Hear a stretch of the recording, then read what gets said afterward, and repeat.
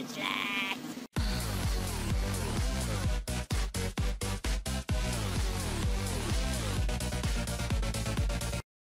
What's going on, guys? You're chilling with Trainer's Officer, and today I've got a random battle for you. Now, this may be a little confusing. When I say random battle, I just mean we picked some Pokemon that we already had made from our boxes and we just used those. Now, just to clarify, this looks really outmatched at first, and honestly, I thought it was too. When I saw him bring his team, I'm like, dude, are you sure you don't want me to go pick some other Pokemon? Because I thought we were going to be doing like OU parameters or stuff like up to OU. And he said no, it was fine.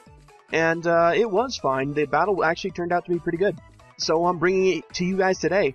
Now, my team, just to explain, this is a support Zapdos, Defog, and Volt Turn, max speed, max HP. A Banded or Scarfed, I think, Diggersby. I actually can't quite remember which one it was.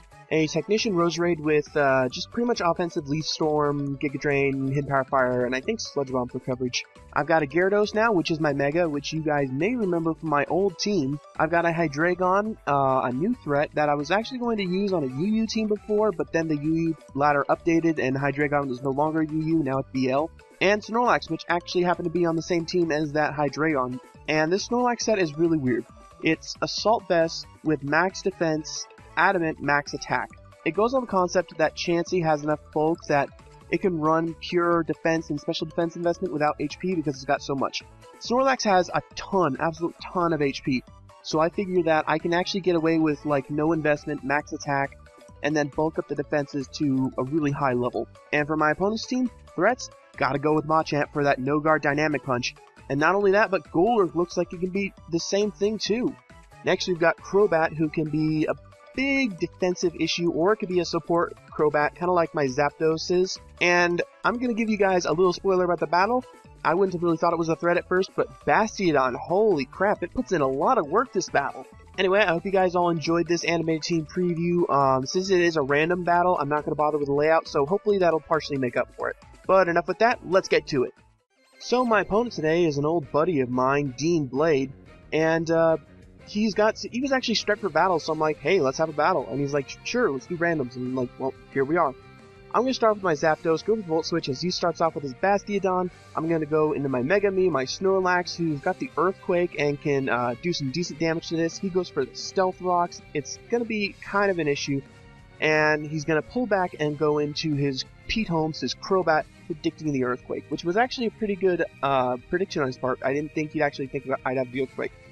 Anyway, he goes for the taunt, but I am Assault Vest, so that's not going to do anything.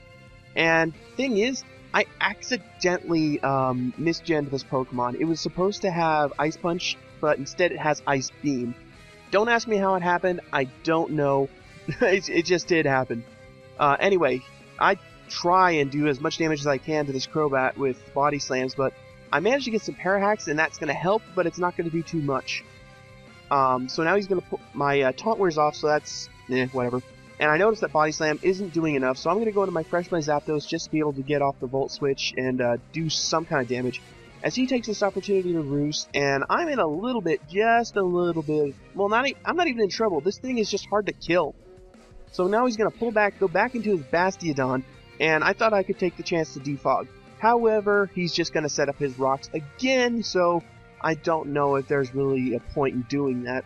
Well, actually, I get a free switch into something that's not fresh. So I go for the Volt Switch. This is pretty much my free switch into something. I go into my substitute, my Gyarados, get off the Intimidate, but it's not really going to matter.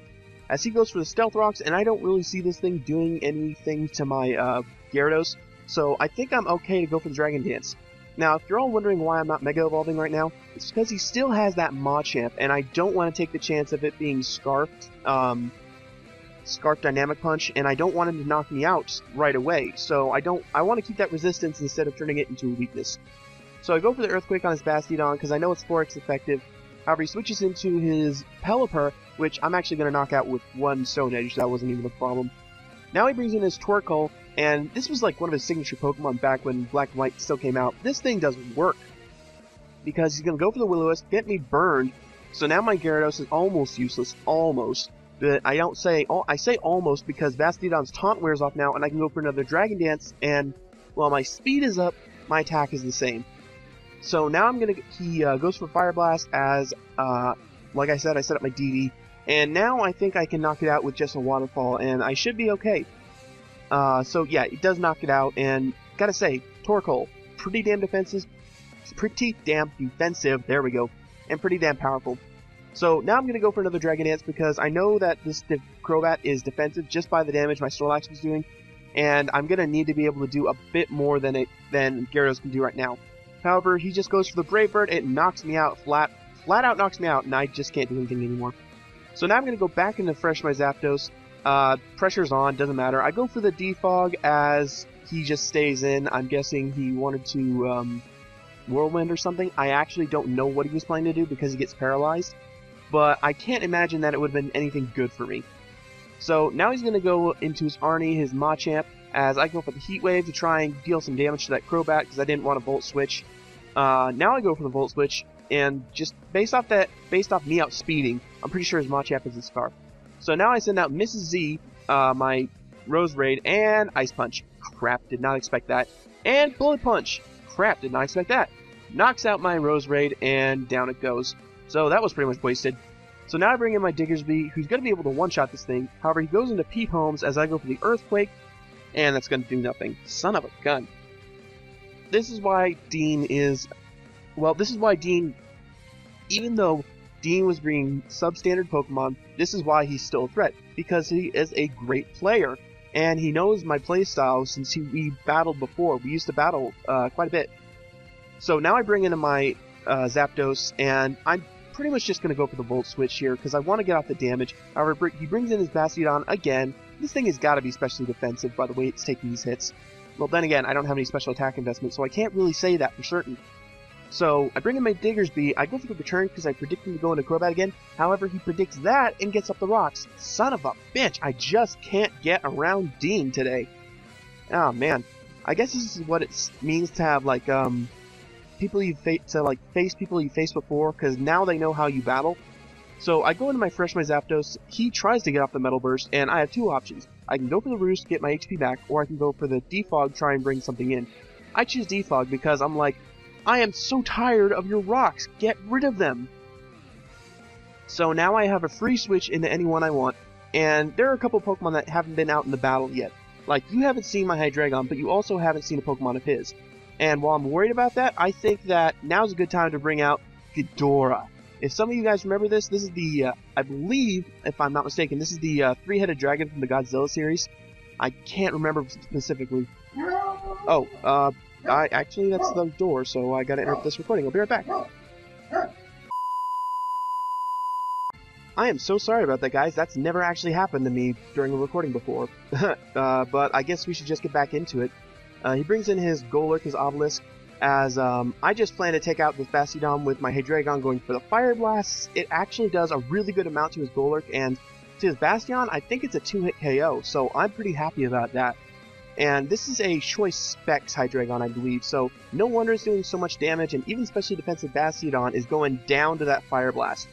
Now, again, I don't want this, my Hydreigon taking any kind of unnecessary damage, including a Bullet Punch. So I bring in my Mega Me, my Snorlax, just to take the oncoming hit, and if he went for close combat, you know what, no big deal.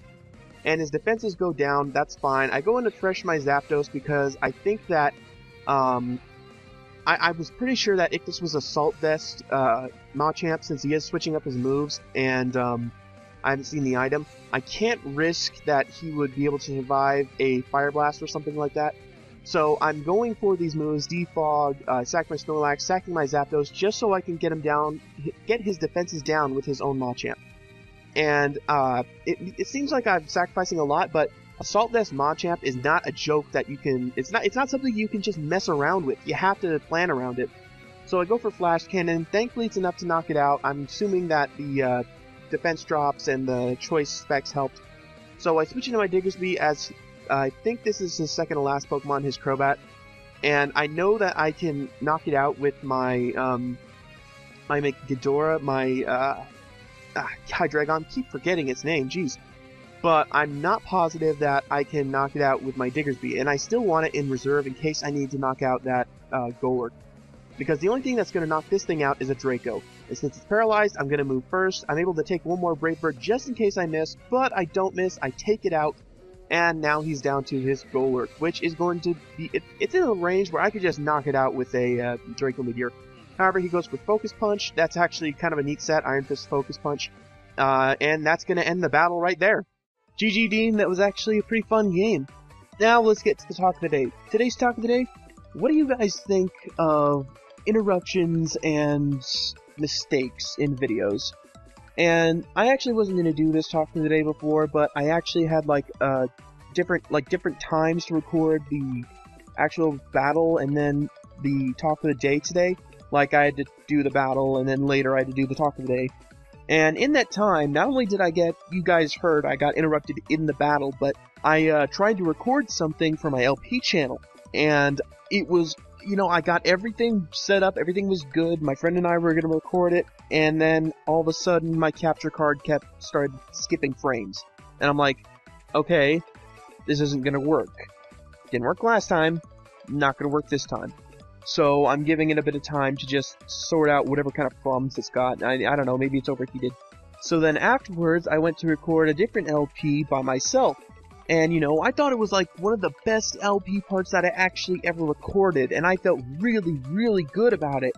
And then I found out Camtasia didn't record my audio. Son of a bitch. If it was game audio, that'd be okay, because I could just put in some filler background. But no, it didn't capture my audio. And there was no way to get that back. Oh my god, I was so angry. Oh man. I'm gonna have, and I can't go back and replay the part because the game has autosave feature, which I stupidly set up. And even if it didn't have autosave feature, I saved after I did a boss battle in that recording, so I couldn't go back and do it if I wanted to. And just, Jesus Christ, that was such a pain. It was such a bummer. It was not cool. Anyway. Tell me what you guys think of those kind of situations, like mistakes in recording.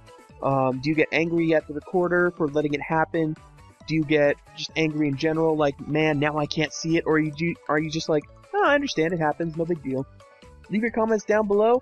Don't forget to like and subscribe and share with your friends and family so that way we can reach 2K by the end of the month. So that's it for me, and I will see you guys next time.